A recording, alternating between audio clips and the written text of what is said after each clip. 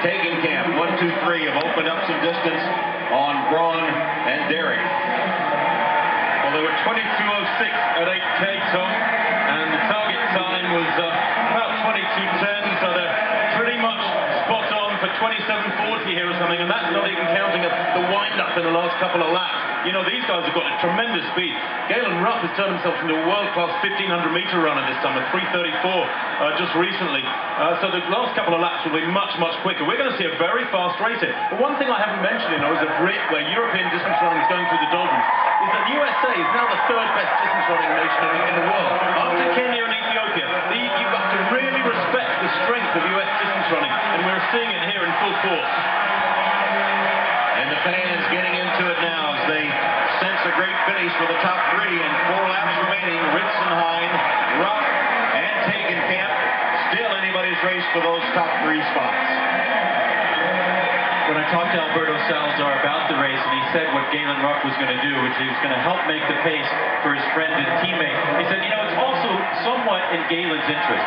A good, solid, even pace will give him the kind of confidence and the kind of finish that he's looking for, and it won't take quite as much out of him as a pace that went fast and then slowed and fast and then slowed. However, he's got a race on his hands here. Certainly Tegenkamp is an excellent finisher. It's going to be interesting to see when Rupp makes his move. Rupp is second on the outside behind Ritzenhein. Good to see Ritzenhein running so well. These 3 running themselves surely into Olympic team spots here, Tom. And I remember commentating, calling Ritzenhein's 5000 in Zurich 3 years ago when he ran that 12:56. He finished like a train, so don't let's underestimate him. 3 laps to go here, and Ritzenhein could challenge Rupp. He needs to get a long run from home, although Rupp is very much the complete runner these days. He's got enormous strength, enormous speed. And I think he's wishing him now just evening away. He's probably saying to himself, job done, I've helped you, mate. You're on your own now, you're on your own. Every man for himself, as Galen Rupp now just sprints away from them as they go down the back straightaway. And this is incredible. You know, yes, he is moving at sprint speed, but look how easy he looks.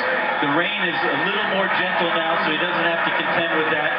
This is really an impressive performance by Galen Rupp. And when we talk about the fact that no American has won a medal in the 10,000 meters since 1964, the famous race by Billy Mills, who we saw earlier today, this kind of running by Galen Rupp lets you know that he does have a chance.